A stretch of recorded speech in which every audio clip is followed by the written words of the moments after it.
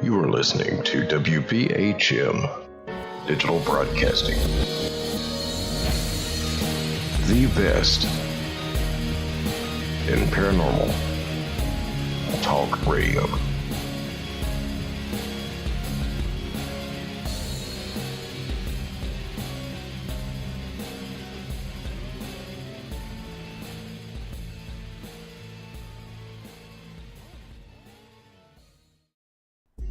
This is Ghost Talk with 187 PI.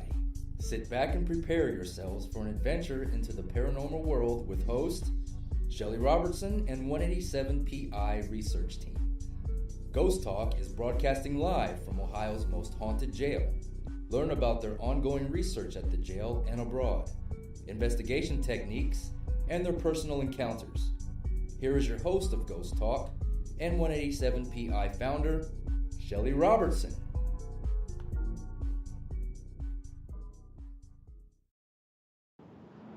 Good evening, everyone. Welcome to Ghost Talk Radio with me as your host, Shelly Robertson. And tonight I have in custody here at the old Paulding County Jail, Kristin Boyd. Hey, everybody. We have a fantastic show planned for you tonight, and we're going to be discussing haunted roads. So, most of you, I'm sure, has heard of a haunted road, highway, or avenue around your area. Maybe you even grew up with, mumbled rumors of a haunted road in your town, that as a teen, you may even attempted to venture out to it just to see if the stories were indeed true. Well, this segment, we will be discussing such roads. Some are in small towns. Some of them are just lanes, some of them are streets, while others are huge winding highways and routes that stretch over many miles and through multiple states. While we will only be covering a few roads tonight, there are literally hundreds across the United States. Most often, these roads are sites of tragic and horrific events, such as deaths by murder or suicide, and even accidents. Needless to say, this show is going to be very interesting, and it may even make you think twice when you're traveling on some of these lonely country roads especially. The first one is Shades of Death Road, and that's in New Jersey, okay? Periodically, this road is blanketed with an unnatural thick fog that rises off the nearby Ghost Lake. Yes, that's what it's called, Ghost Lake. This 2-lane road is 7 miles of terror, so they say. It is said that you can imagine something terrible occurring just by sensing it. And probably it even has occurred.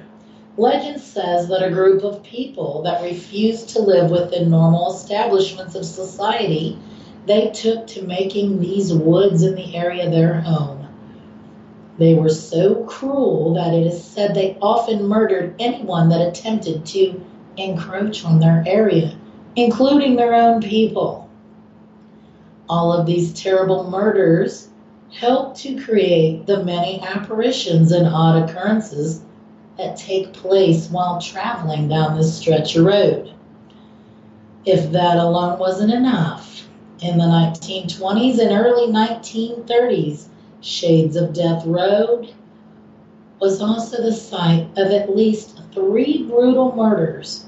One included a man that had his head caved in by a tire iron. And that happened all over just a few gold coins. Something to kill somebody over, right? And in another one, there was this woman. She beheaded her husband and buried both parts of his body on the opposite sides of the road. Now, that is vengeance, right? That is, wrath there.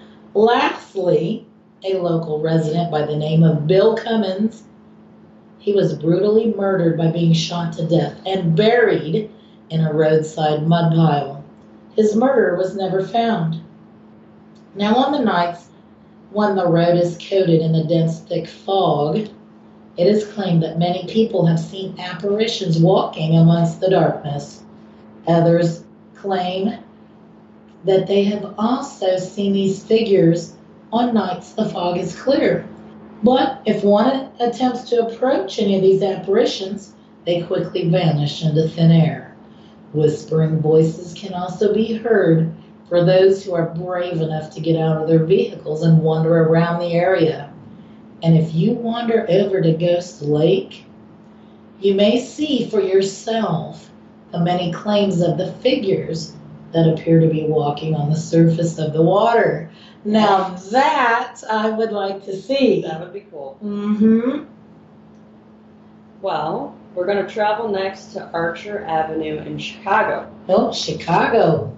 Well, this particular stretch of road lies between Resurrection Cemetery and St. James Sag Church. And we know a lot about Resurrection Cemetery. Very haunted location. Well, it weaves its way through forests, lakes, and above all, multiple graveyards. Ghostly monks are said to haunt the areas around the church itself, while the Gray Baby lurks around the Sacred Heart Cemetery. Phantom horse riders are known to be seen crossing the street at 95th and Keene. But the most noted haunted tales is that of Resurrection Mary herself. Oh, yes, absolutely. Well, Chicago's Resurrection Mary is one of the most known vanishing hikers ever to exist. Reports of her scaring drivers on Archer Avenue have been documented since the 1930s, and with her consistent appearances, she actually shows no signs of slowing those sightings down. Yes, and there's still reports seeing her, I do believe. It's a long existence of sightings, for sure. Mm-hmm. Well, according to legend, Mary is a spirit of a teenage girl who, after getting into a fight with her boyfriend at a local dance, decided to walk home late that night alone. Well, after less than 1 mile, she was struck by an oncoming vehicle and killed. Unfortunately, the driver fled the scene and was never found. Horrible. Now, Mary's parents, beyond grief-stricken, laid her to rest in the Resurrection Cemetery in the same dress that she wore the night of her murder. I wonder if it was bloody. I don't know, that would be hard. Yes, I think so. Well, there have been an undeniable amount of claims for people of seeing Mary on the side of the road along Archer Avenue. Some accounts even say that when someone stops to give her a ride, she sits silently, never speaking the entire ride. But once they approach Resurrection Cemetery, she promptly disappears from the vehicle, notably scaring the daylights out of unsuspecting drivers. Oh, yeah, and there was a cab driver who reported once that he picked her up, and she told him to take her to where they held the dance when she died. Really? Yes, and when he got there was nobody in the car. Oh my goodness. Yeah, I know, That right? was startling, just a little bit. Yeah. Next, we're going to move on to Route 2A in Maine. Route 2A runs through the town of Haynesville and has been a death trap for years, so much so that a song was even written about it, and it was called A Tombstone Every Mile. Nice. Have you heard that song? I have not. I don't think I've heard it. I don't think so. Needless to say, with all the deaths this road has piled up over the years, it's only natural that some ghost stories would evolve from it, wouldn't you say? Yep. One of the most common stories includes a woman begging people who dare to stop for them to help her and her husband after having a terrible car accident on the side of the road. So if you choose to stop and help her, it is said you will be overcome with a deep, dark chill, and the woman then disappears, obviously leaving the unsuspected motorist startled and confused.